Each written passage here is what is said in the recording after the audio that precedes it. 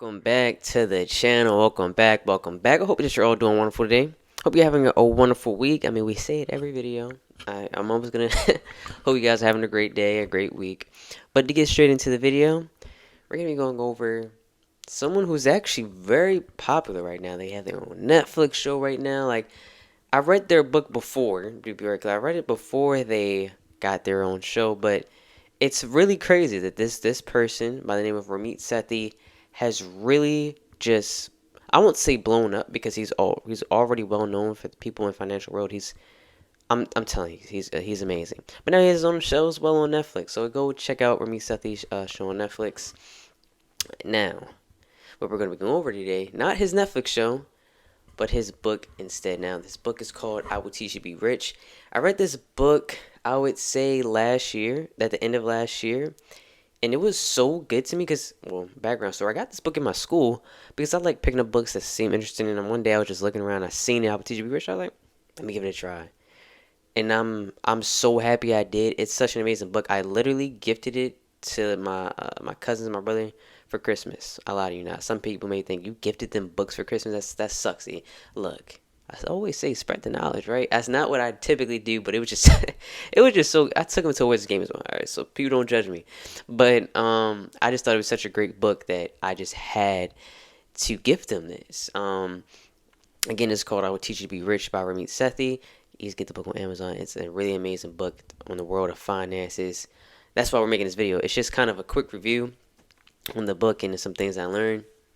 And I'm going to kind of go through by chapters because one of the first things he talks about is optimizing credit. Now, as you know on this channel, we like optimizing things. And the whole idea that I got from optimizing your life is actually from Ramit Sethi. And he talked about optimizing your credit. That's from first beginning to build your credit in the first place, to picking the right credit card companies, cash back, rewards, and things of that nature. But it was just so important, or such an important step of optimizing your credit because that's, really think about it. Credit is going to help you get things like homes, loans, and things like that, right? And if you don't have a good credit score, it's going to really affect your chances at getting these loans. And you want good loans because when you buy a house, typically most of us can't just buy a house cash, right? Mortgage is, I wouldn't say, is a bad debt because typically you plan on staying in this home anyway, right? So it's perfect in that sense. But if you want to get rates, you have to get credit. And something that we goes over is optimizing that credit, is making the best out of it, making sure that you're using the rewards correctly, getting the cash back that you deserve.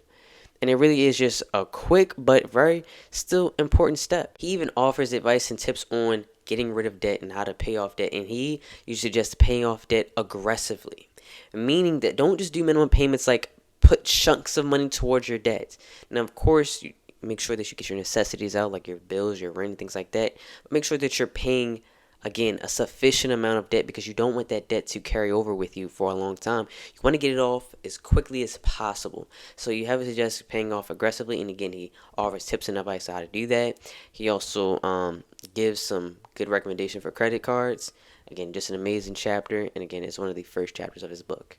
Now, the next thing he goes over, which is something I love, is, I know y'all gonna hate me for this, but it's beating the banks. Now, he goes over things like high yield savings account, good bank accounts to have, bad bank accounts to have, right? The Bank of America is above Fargo's, right? But he offers great advice on banking, and it's very simple. That's the main thing I loved about this book. It is so simple. Like, seriously, after you watch this video, please go out yourself and get this book. It is so simple. Literally, it's nothing complicated. He tells you, okay, this is a good bank. This is why it's a good bank. This is a bad bank. This is why it's a bad bank. Look at the APYs. Look at this, the interest rate that you're going to get on your money. Make sure that you're beating the banks. Make sure that you're getting the most out of your banking. Again, so simple and so easy. He makes it so easy. And again, when I read this book, I know it's titled I Will Teach You to Be Rich, but it's not even about being rich. It's, again, about optimizing. How I would see the book is I will teach you how to optimize your life, and I love that. I truly do, because as you know, this channel is not about becoming rich. It's about optimizing, and I got this from Ramit Sethi. He's a great, oh my God, he's amazing. I know I said it earlier, but I really cannot stress enough. Gosh, not only check out the book, check out his shows, but I'm gonna give him a quick little plug. But seriously, please, beat your banks. Okay, make sure that you're not sticking with banks that are paying you little to no interest, that are charging you fees monthly. Don't do that. Seriously, do not do not do that. Okay, and that's sort of something he's gonna help guide you towards. He offers some great banks, and again, it's just a great guide to have. Now, next, he goes over investing things like Roth IRAs, HSAs, other medical insurance things, and just again, why it is so important to invest, how investing can build your wealth. These are some things he goes over. And he helps guide you into climbing up that financial ladder, that financial totem pole. It is so important to invest. It really is. I mean, I started investing when I was around 17. I'm 18. That's only been a year. But it really is important to building financial security, even more importantly, and just thinking about your future. So, again, it's just a good stepping stone, a great guide to have. And again, simple, easy. He gives you advice. He tells you these are some good ways to not good ways. Well, he does go over good ways to invest as well, but he also tells you some good sites like Charles Schwab, Vanguard, right? Fidelity, some good places to invest your money. Okay? Not stocks, but good like brokerages accounts, good brokers accounts. He goes over that with you. Okay? Because sometimes you have the mission, oh, I should do this, I should do that, but where do I start? He tells you what you should do, and he also tells you where you should start, where you should begin, and that is just amazing. I know I've said amazing like 10 times already, but seriously, he's going to help you.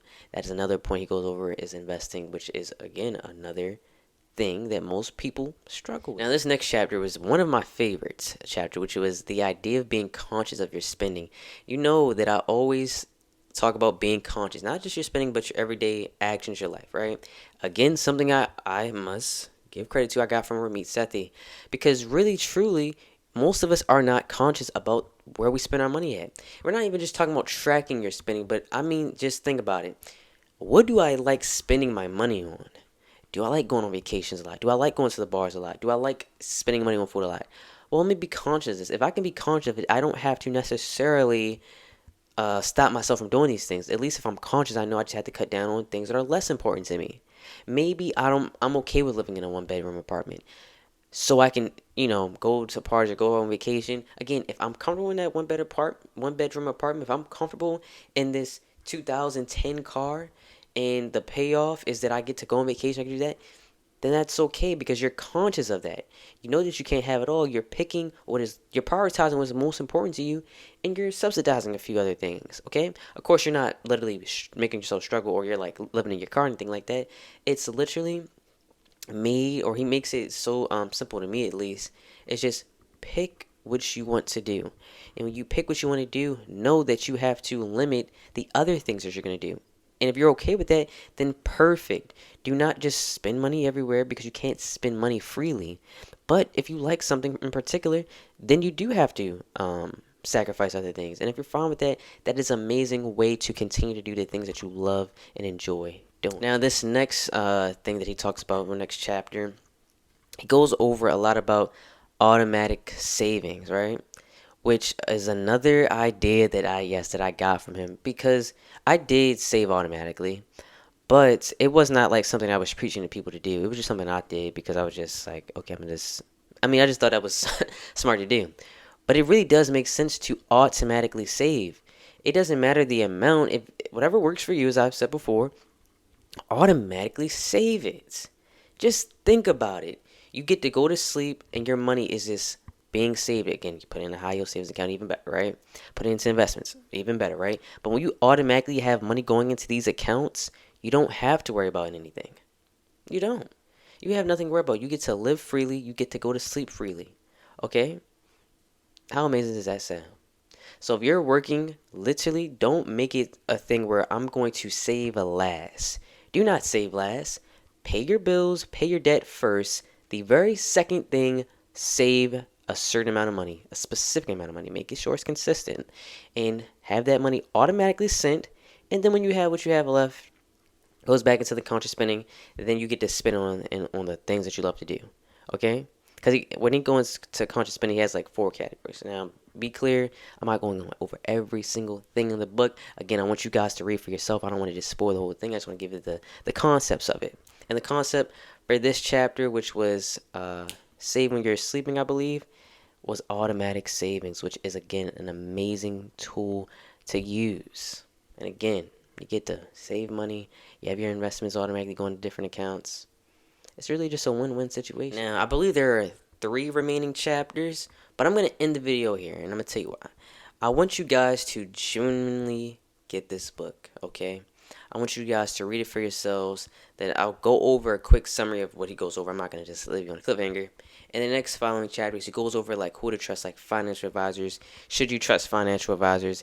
Is it the right move to try to beat the market, things like that? And he suggests not to do that. He suggests that be very careful who you trust. Like people who are charging you a certain amount of money, just be careful with those people, especially like hourly rates and things like that. Don't get caught up into that financial market. Okay, trust yourself. Make the right decisions. Don't just depend on other people because they can lead you down a terrible road. It then goes over, just how investing isn't just for rich people, because that's kind of an idea. Some people think, oh, I'm not rich, I don't have enough money. And it goes over how it's okay to, invest even if you're not rich. You don't have to be rich to be investing.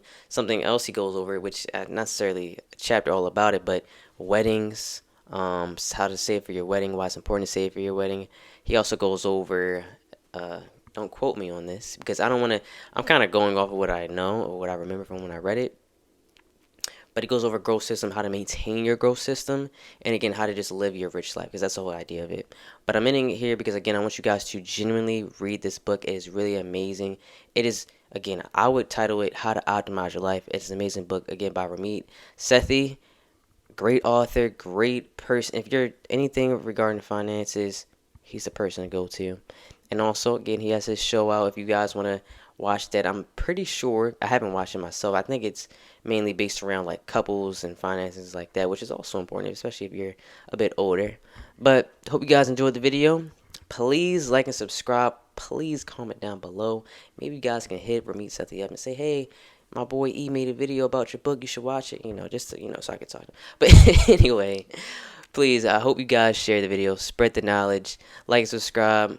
Have a great rest of your day, and peace out.